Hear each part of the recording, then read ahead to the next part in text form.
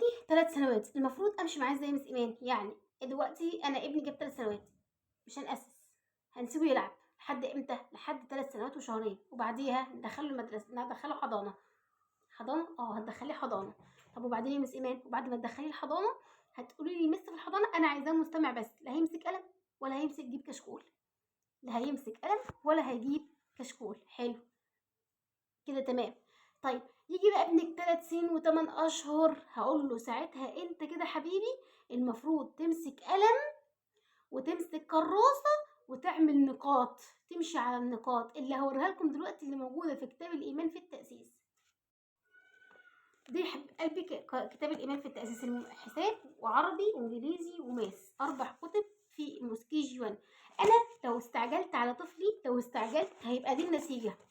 لو انا خليت طفلي يقرا بسرعه هتبقى دي النتيجه، مش هتبقى مرضيه بالنسبه لك، هيشخبط، هيعمل اي كلام وخلاص. ده كده طفل 3 سنوات وشهرين، بصوا المنظر، هتبقى دي النتيجه. فانا عشان كده ايه، شايفين طبعا انت كمعلمه ما ينفعش انك تقفي على المستوى ده، عشان كده انا كمعلمه وقفت معاه، قلت له لا احنا نقفل الكتاب، ولحد 3 سنوات و8 اشهر احنا مش هنشتغل معاك. يجي يبدا ابنك في ال8 اشهر، يعني خلص 8 اشهر خلاص وداخل بقى في ال9، نبدا بقى نمسكه قلم ونقول له يلا حبيبي دوس بقى على النقاط، امشي على النقاط، نسلم الكتاب ده مفيش مشكله، ماشي، ويمشي بقى على النقاط، يلون، يختار، يشغل دماغه في الحاجات اللي انا عاملاها، يعني عامله نقاط وعامله مهارات الكتاب، الكتب دي مخصوص في الاول لتنميه المهارات. طيب يبقى احنا كده مس ايمان هنودي حضانه امتى؟ 3 وشهرين، 3 و3 اشهر. طب يا مس هنمسك قلم امتى؟ هنمسك امتى قلم 3 و6 اشهر، 3 و8 اشهر، يعني ده المفروض من 6 ل 8.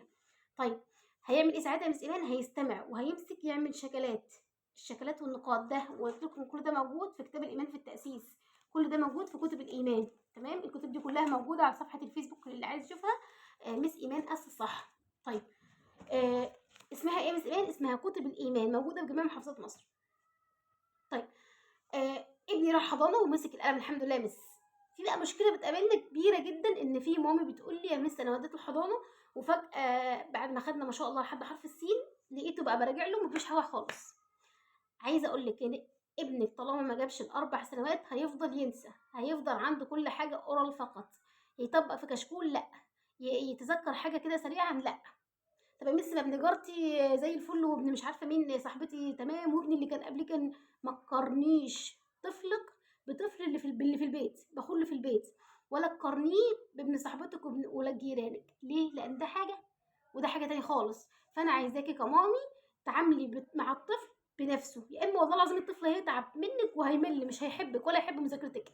يعني تلاقي امهات كده تقول ايه يا مس انا ابني كاره يذاكر معايا، كاره المذاكره، كل ما نيجي نقول له مذاكره يتعصب. فعايزاكي كمامي تدركي الحته دي كويس جدا، عاملي طفلك لوحده وما تقارنهوش بحد. خلاص، انتي حضرتك مش هتودي درس، يبقى احنا نشتغل بالكتب في البيت، هي غنيه جدا. انا عايزه اقول لكم ان انا اصلا لغيت الدروس من ساعه ما طلعنا كتب، لان نفس شغلي بالظبط الحمد لله رب العالمين. وده كان لسه والله ريفيو جاي النهارده على المس استلمت الكتب ومامي استلمت الكتب، كان ده كلامهم. فاحنا كمامي نودي الحضانه 3 سنوات وشهرين مستمع، يفضل في الحضانه مستمع لحد 4 لحد 6، معاكي 4 و6 دول نجرب فيهم. 8 نمسك القلم ونبدا نشتغل. عايزه اقول لكم حاجه، طبيعي ان صوابع الطفل واعصابه مش مكتمله لحد 6 سنوات، يعني المفروض احنا اصلا احنا نمسك القلم في 6 سنوات، لكن احنا عشان خاطر منهجنا وعشان خاطر الاطار التعليمي بتاعنا مش بيسمح بكده الا 4 سنوات كي جي 1، فبنمسكه في كي جي 1. لكن عايزه اقول لك ان دي اصلا مش مكتمله، فانت براحتك خالص بهدوء. مفيش ماما تيجي تقول لي ده عنده 4 سنوات ومش عارف حروف الهجاء، ما خلصناش لحد النهارده وانا قلقانه. قلقانه ايه؟ هو احنا لسه 4 سنوات، لسه بنقول بسم الله الرحمن الرحيم تاسيس. خلاص، فانت اهدي كده على نفسك واهدي على طفلك، ما تربكوش ما تضغطوهوش. انت 4 سنوات ده كله كده احنا شغالين تعليم. ده انا عايزه اقول لك ان انت 4 سنوات ده يعني المفروض يكون داخل معاه مثلا من اول الالف لحد السين، بينقنق كده في قبل 3 سنوات من الالف لحد السين بس، بينقنق في الانجليزي من اول ايه لحد الام، من 1 ل10، مش بنطلب منه لا جمع ولا طرح ولا اي حاجه من الحاجات دي كلها.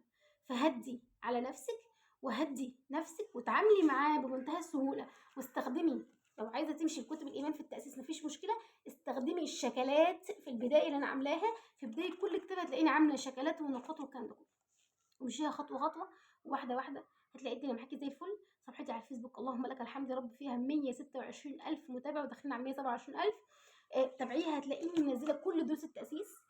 صفحتي كمان التاسيس بذكاء فيها 10,000 متابع لسه عاملينها. الفيسبوك هنا بنزل برضو كل الدروس. الكتب موجوده في كل المكتبات، يعني كل حاجه متوفره. اي سؤال عايز تساليه انا معاكي، اكتبي في التعليقات وانا معاكي. وربنا يا رب يبارك لكم في اولادكم ويبارك لنا في اولادنا، ويجعلهم يا رب قرة عين لنا ولكم. انا مس ايمان، لو اول مره تشوفني متنسيش اللايك والاشتراك في القناه وفعلوا زر الجرس عشان يوصلكم كل جديد في عالم مس ايمان. استودعكم الله، السلام عليكم ورحمه الله وبركاته.